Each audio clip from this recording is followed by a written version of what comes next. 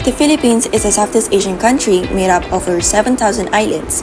Its capital city is Manila and the biggest city is Quezon City. The country follows a US-style democracy with the president as both head of state and government. As of 2025, the president is Ferdinand Bongbong Marcos Jr., elected in 2022 for a single 6-year term. With around 110 million people, the Philippines is one of the world's most populated countries. Filipino and English are the official languages, and most people are Roman Catholic due to Spanish colonization, though they are also Muslim and Protestant groups. The economy is growing, driven by services, agriculture, remittances, and BPO, as known as business process outsourcing.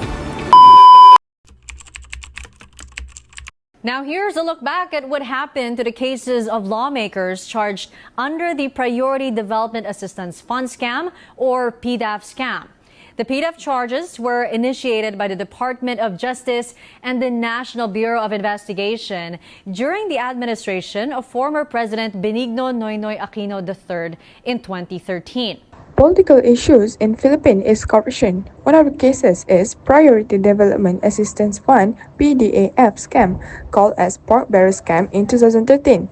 Janet Lee Naples is the mastermind and the businesswoman who sets up fake NGOs. The senators, lawmakers, and other government officials were also involved. The funds estimated around 10 billion Philippine peso that misused over several years. And the impact of the cases is the massive public lead to the million people march protests at Luneta Park. Also, the Supreme Court declared PDAF constitutional in 2013, and the government started to apply greater transparency, accountability, and reforms in government budgeting. The second political issue in the Philippines is red tagging. Red tagging is a controversial and dangerous practice in the Philippines where individuals or groups such as activists, journalists, students, lawyers, or human rights defenders. He has not put an end to Duterte's all-out fight against communism. The deep definition of red tagging is refers to accusation often made without solid proof treat someone is linked to communist insurgents or terrorist groups. The common target of the red tagging is activists, labor unions, indigenous groups, NGOs, the teachers and students, media workers, and the lawyers. The effect of red tagging is harassment, surveillance, threats, and the physical attacks, also the extrajudicial killings. The people also have freedom of speech and activism. The government wanted to silence dissent. They wanted to silence activists, and the way to do it is to kill them. Security in the Philippines encompasses various aspects including national defense and public safety. The country continues to address threats from terrorism and criminal activities. One of the security issues in Philippines is crime and drug related to violence. The socio-economic factor is widespread poverty. The Philippine National Police leadership confirms that there are 430 barangay officials involved in illegal drugs. Next, the factor of governance is judicial system weaknesses. So, how the Philippines government solve this issue is by implement government's anti-drug policy, which is war on drugs, and law enforcement effort that's related to the severe penalties. Next, the security issue in Philippines is border security. One of the factors is terrorism. Terrorist attacks, including bomb, are possible anytime and anywhere in Philippines, including Manila. Example for terror attacks is on 24 August 2020, a dual bomb attacks in Jolo, Sulu killed 14 people and injured 75 people. The second factor of border security is maritime security issue. Piracy, illegal fishing, and drug trafficking via sea are various threats to maritime security. Chinese aggression in the South China Sea and military imbalance caused the Philippines' limited naval capacity are overshadowed by China's expansive maritime force and limiting its ability to patrol and defend its water effectively. Human trafficking also one of the issue of the border security. So, one of the Philippines government strategies to solve the issue of the border security is strengthening alliance, enhancing defense cooperation with allies like the United States, Japan, and Australia through agreements such as the Enhanced Defense Cooperation Agreement (EDCA) to bolster maritime security. Now, for economy we're going to talk about unemployment and inflation. So the first one is unemployment. As of early 2025, the unemployment rate in the Philippines is about 3.8%, or 1.94 million people out of labor force of 51.2 million. This is a small increase from 3.5% in February 2024. But overall, the job market has improved. In fact, 2024 recorded the lowest average annual unemployment rate on record at 3.8% based on data from the Philippine Statistics Authority. One of the main strategies involved enhancing skills training and education is through TESDA, Technical Education and Skills Development Authority, where the government offers vocational and technical training to help workers gain skills that are in demand into this job market. Next, inflation. As of March 2025, the inflation rate in the Philippines dropped to 1.8%, down from 2.1% in February. This is the lowest level since September 2024, showing that prices are rising more slowly.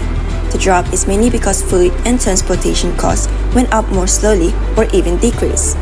To address the issue of inflation, the Philippine government and the Bangko Sentral Agency Pilipinas, BSP, have implemented several key strategies, and one of the methods is through monetary policy, where the BSP raises interest rates to control excessive spending and borrowing, which helps reduce inflation. This small pack of onions currently costs a little under $1 in your typical Manila neighborhood market, but at the start of the year, this was sold at half that price, or a little under 50 US cents. Obviously, the price increases differ depending on what item you're buying. Next, educational issue happens in Philippines is lack of school infrastructure and resources. We have to admit that we have failed our children, and let us not keep failing them anymore. Otherwise, we will not allow them to become the great Filipinos that we know they can be. Here, we can see clearly that there is overcrowding in the classroom and making them feel uncomfortable to learn. To support the ideal teaching process is the most pressing issue pounding the Philippine basic education.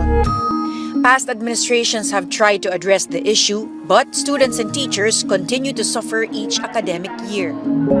A social weather station survey shows only a little over half of Filipino families have access to running and piped water.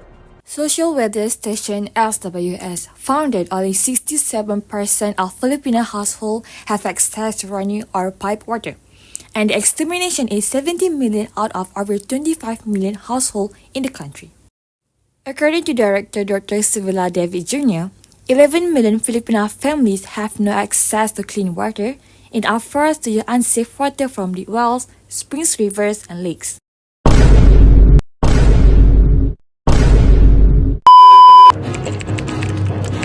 The first current issue is Philippines' fight with drugs and drug policies. As of 26 March 2025, the Department of Social Welfare and Development reports that 2,282 families remain displaced in region's national capital region.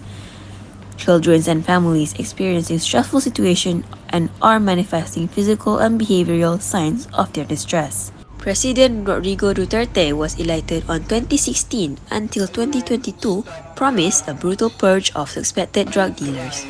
During his term of 6 years, on the year of 2018, around 20,000 people have died. He thought that it is acceptable to kill them to prevent further violent offenses. They had been warned anyway, so it is their fault when killed. Later in 2024, when President Ferdinand Marcos Jr. failed to end the violent anti-drug, the son of the ex-president recently declared a new war on drugs, suggestive of his abusive father campaign. He said in his speech, "If you don't stop, if you don't leave, I will kill you." Hours after the speech, Davao City media reported several killings by the police in drug raids, claiming they fought the police back.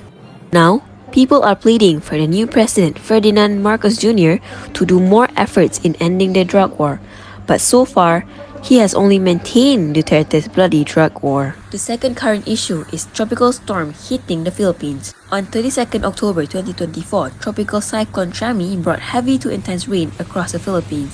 It results in widespread flooding. More than 7.9 million people have been affected across 17 regions in the country. Number of casualties had risen with 141 reported deaths, 86 injured, and 21 missing. All in all, the Philippines faces a range of complex issues from corruption, unemployment, security border issues, and many more. Some of these issues have been addressed, but it requires unity and continuous effort. By raising awareness, we can all play a role in building a better future for the Philippines.